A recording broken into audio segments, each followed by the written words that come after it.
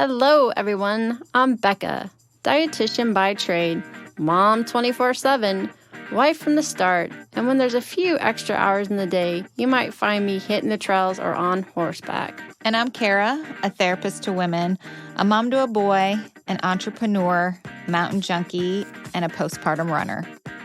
And this is Fit for a Queen, a podcast that's devoted to the female athlete wanting to balance the teeter-totter of all the things we desire out of life as women: performance, health, intellect, and taking time for self, even if we only get 1 minute out of the day. We're so excited to be bringing you the queens in the athletic world who have done just that. Okay, ladies, take a seat at your thrones, grab your crowns, and welcome to Fit for a Queen. Welcome back, queens. We've got Katie Spada with us today. She's a registered dietitian and former athlete. She's the owner and founder of Spada Strong Nutrition LLC, a nutrition coaching business focused on helping athletes and former athletes fuel for training and life after sport. She's currently a grad student at Northeastern University and will be completing her degree in nutrition with a concentration in sports and fitness. Katie competed as an elite level synchronized swimmer on the national team and collegiate levels for 11 years. Katie founded Spada Strong Nutrition with the goal of helping athletes understand how to fuel their bodies properly, work through their body image issues, struggles, and develop a healthy relationship with food that supports their training as well as life after sport. Katie believes every athlete and former athlete deserves to feel good in their skin, fuel their body well, and enjoy the foods they eat guilt-free. Katie, welcome to the podcast. Thank you so much for having me. I'm so excited to be here. Yay. Yeah. So you have a love for working with specific population of former athletes, and we know this is an often overlooked population. So tell us how you got interested in working with athletes after sport. Yeah, so it was really coming from my own experience as a former athlete. When I retired, became a dietitian, started in the clinical field, I started having conversations with teammates who were really struggling with a lot of the same things I had struggled with, but they didn't have the nutrition knowledge or the education background to kind of work through them. And so I just started chatting with them very informally, started an Instagram page posting to that, and realized there was such a need for this. And in my own experience, I felt like I was going from such a supported place to the rug being pulled out from under me. Quite literally, I felt like I had all of the resources in the world to absolutely nothing, and I was left to navigate it on my own. So my hope was that I would be able to be a resource, and having walked through it myself, be able to relate to former athletes with the struggles that they're dealing with. Mm-hmm. I mean, I think athletes struggle so much, former athletes, as they transition from high school to college or college to elite sports and then transitioning into retirement. So, gosh, I think it goes from, like you said, a lot of resources to absolutely nothing. Mm-hmm. Still having that identity centered around being an athlete. Like, okay, now what? Yeah. So, Katie, what are some of the struggles that you particularly notice when it comes to nutrition, body image, and that identity piece? Yeah, so I really, of course, this is a generalization, but I really tend to see two main types of former athletes come to me or struggle. And that is either the former athlete who was an aesthetic sport athlete and was dieting and struggling with body image from the time they were competing as well. And those issues just manifested when they retired, because now they're dealing with the identity piece, they're dealing with body changes, and those feel exaggerated because athletes are so tuned into their bodies. I always say our body changes feel exaggerated because we have such a keen feeling as to what our body usually feels like. And so those athletes tend to really struggle with more restriction when they retire. Then we have the athletes who come from soccer or softball or a sport where maybe their appearance was a piece of it, but it wasn't as much on display as those aesthetic sports were. And maybe they did or didn't struggle with body image when they were competing, or struggle with nutrition when they were competing. And now they retire. Now they're seeing these body changes. And that's usually when the body image struggles tend to either develop or really blossom into something that they're wrestling with. It's interesting because I see the one side of the equation where athletes are really struggling with restriction. And then I see the other side where these former athletes are struggling with binging because they're trying to restrict, but their body is just physiologically fighting them.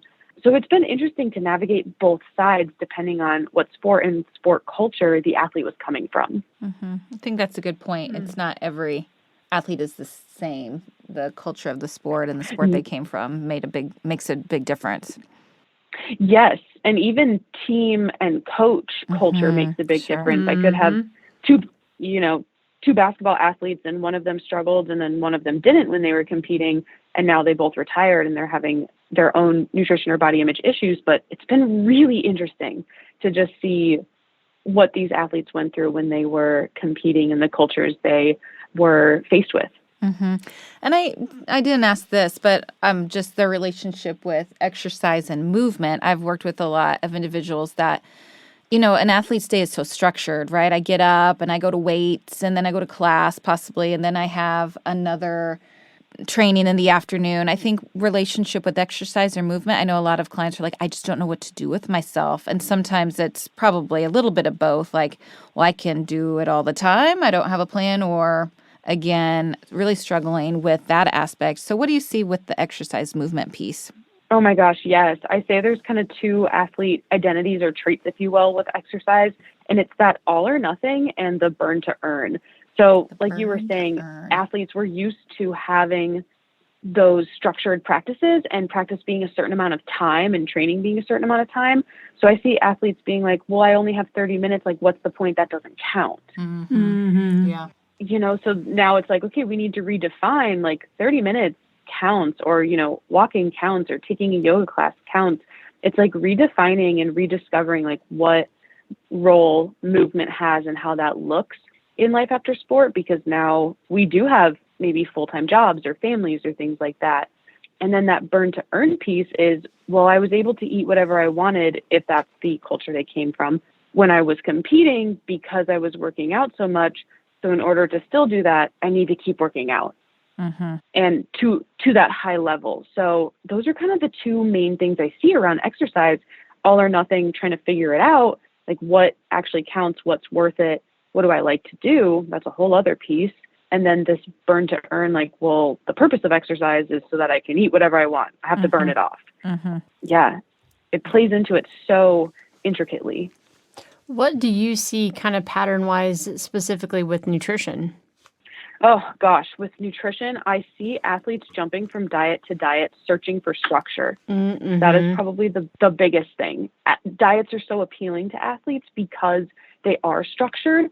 But as we know, like, the restriction of diets often ends with overeating or binge eating, or just that weight cycling issue, which a lot of athletes then struggle with too. But they find comfort in the structure of a diet.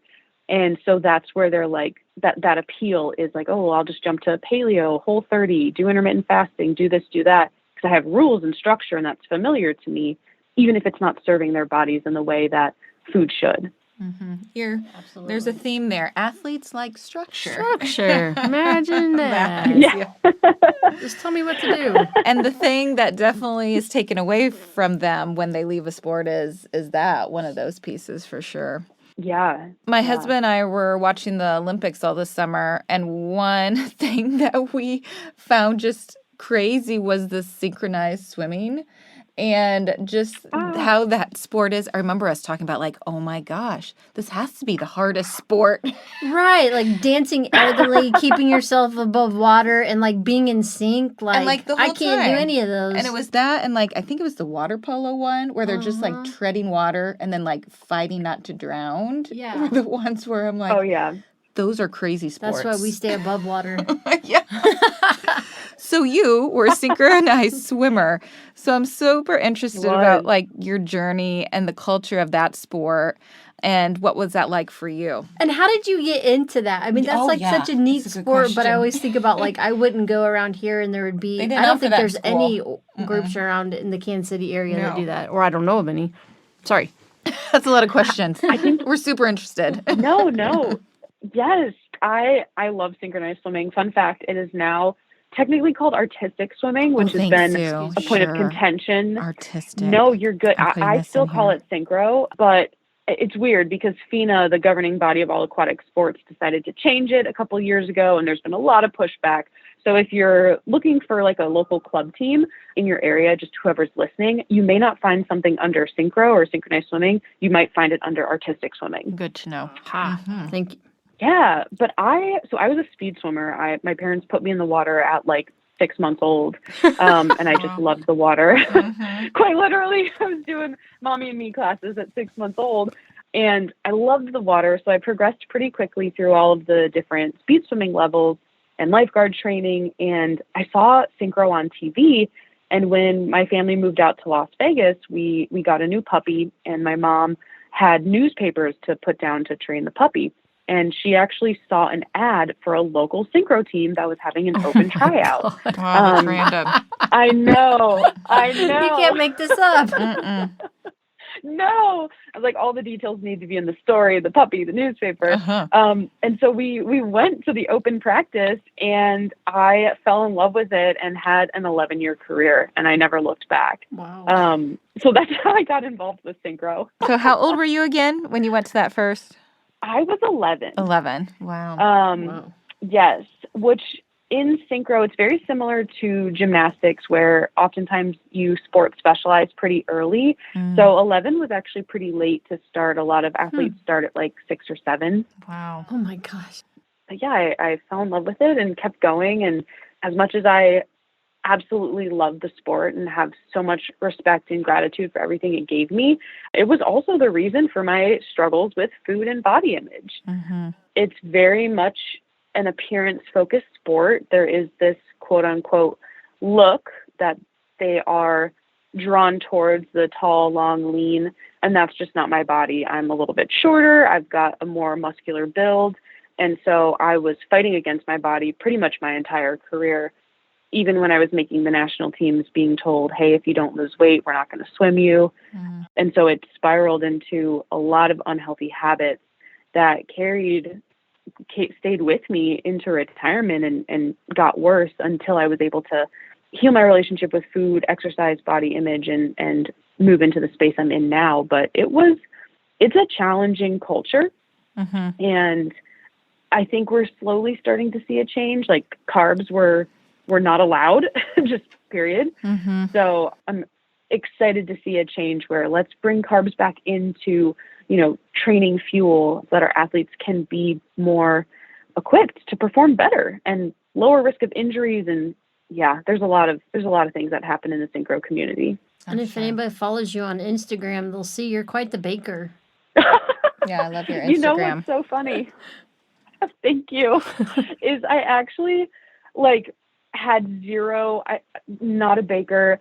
My mom would have to walk me through all the steps when I first started baking things. And now after, I don't know, it's been 2.5 years of doing sweet treat Sundays, I oddly have developed this love for baking, but I still love a break and bake cookie. I'm down for that.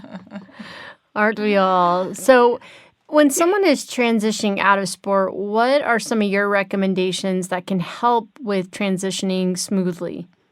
I think the biggest thing would be and I love doing this exercise with my clients, is to write out what your dream day looks like. And this can be challenging if the athlete is well, I don't know. My dream day has always been competing, and now I don't know what that looks like. So have some fun with it. Journal out what do how do you want exercise to fit in? Do you want to be able to go out and eat for fun? Do you like going out to eat? What do your relationships look like? Because oftentimes when we're competing, we don't have the time or the mental capacity or space to look and focus on those things. I know when I was competing, relationships were put on the back burner. Even my family, I was training came first. And so to first start, how do you want it to look different? Do you want it to look different now that you're into retirement? What are things that are priorities to you? Because that's really going to shape how we take a look at your nutrition, your exercise, how you structure your day. That's probably the biggest nut to crack, and arguably the thing that athletes struggle with the most. So if you can start thinking about that right away, I think it's going to really allow for an easier transition, other than all of a sudden you stop and you're just I don't know, I'm just used to practicing 4 to however many hours a day. That's been my life. Yeah. Well, you have some resources yourself, right? Don't you have a group? Or that Oh, yes, I do. I have a group coaching program. Sorry. Please plug yourself. You deserve it. Thank you. Yes, I do. That's actually the first pillar of my program, P for Personalized. If they're familiar with the Power program, that's the name of my program. And that is the first module that we walk through. And what I love about the group is that you're surrounded by other former athletes who know exactly what you're going through.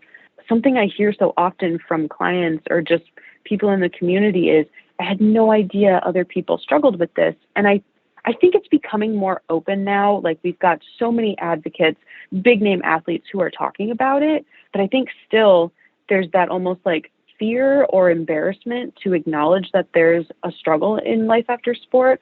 So just having that safe space and that safe community, that's what my group coaching is really about. And of course, we focus on the nutrition and the body image and exercise, but it's also about just like living life after sport and doing that with community. So yeah, that is a resource. My group coaching program. Yep.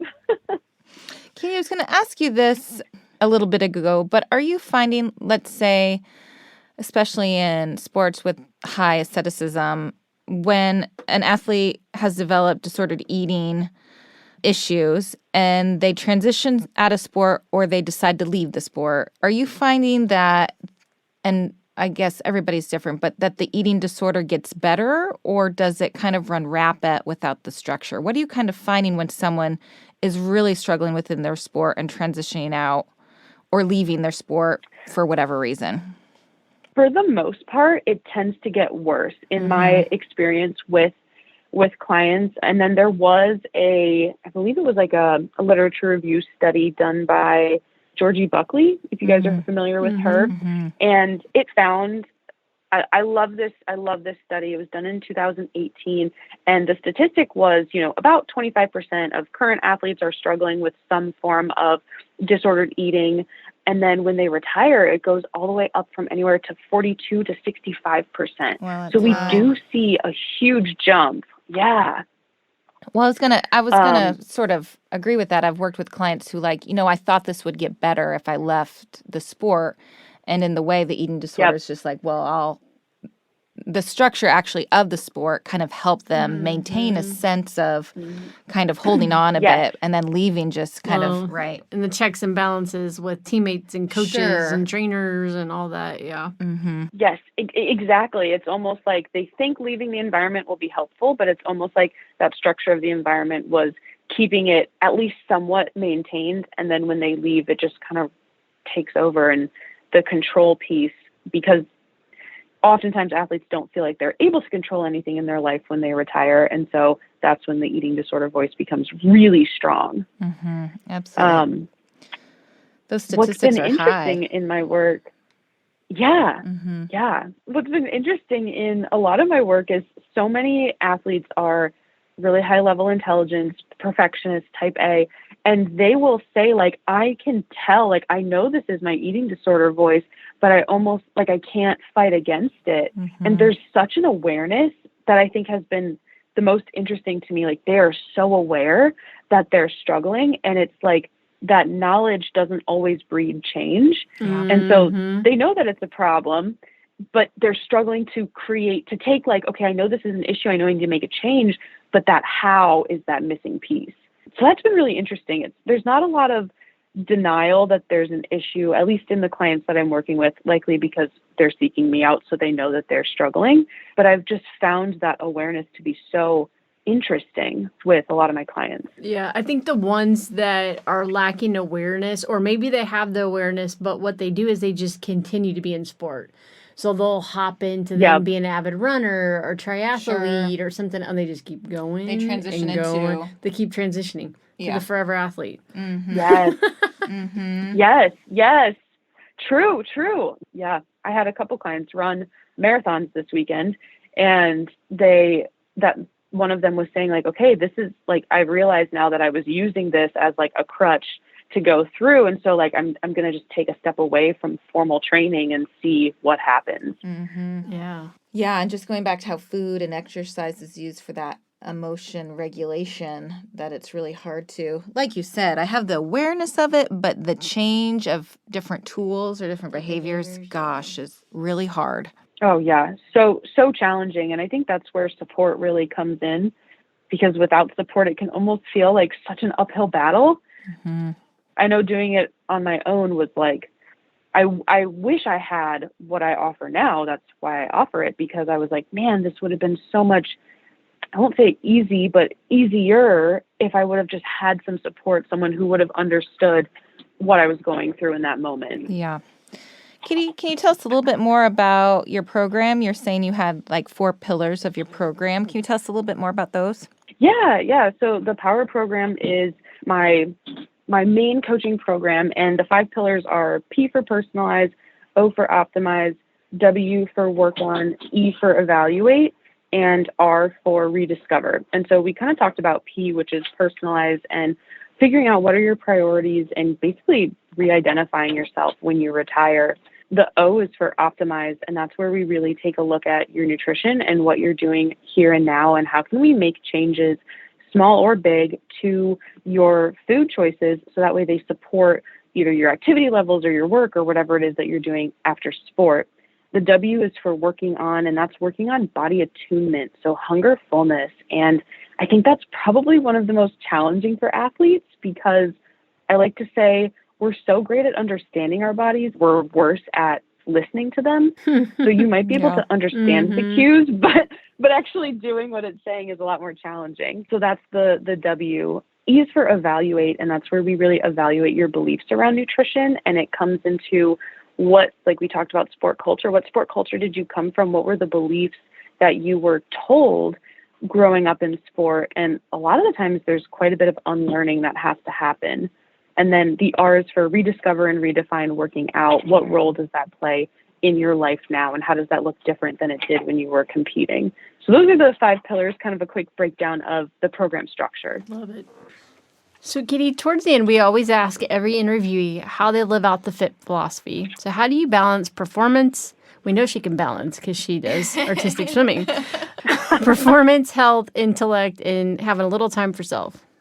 I will say that the balance is so challenging. The biggest thing is that I have a great support system, and they really help to keep me in the right frame of mind. So anytime I feel like maybe my life is swimming out of balance and I'm putting too much focus on one thing or the other, they kind of bring me back. The other thing that I do is I do a lot of journaling, and I started that in college, and I've kind of continued it post-sport and into life after, and that just allows me to kind of refresh and get a good gauge on where I'm at. I know so many other former athletes are doing multiple things. They have their hands in multiple buckets.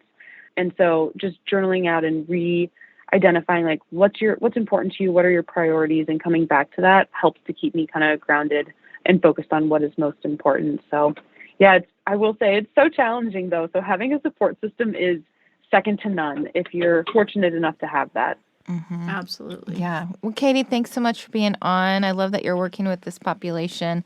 And again, love your Instagram. So people go give Katie a follow. And thanks for being on, Katie. Thank you so much for having me. I really appreciate it. Mm-hmm. Have a good one. Have a great week, Katie. Bye, Queens. Today's episode is brought to you by yours truly. I'm excited to announce the releasing of my book, Finding Your Sweet Spot in Sport, Avoiding Relative Energy Deficit in Sport, also known as RED-S, by optimizing your energy balance. Be sure to follow me on social media or go to my website, www.beccamccombel.com. Bye, Queens. For additional information on today's topic and guests, follow us on Facebook, Twitter, and Instagram at Fit for a Queen. And hashtag Fit for a Queen. Don't forget to rate us on iTunes. We can't wait for you to join us next time on Fit for a Queen. Bye, Queens.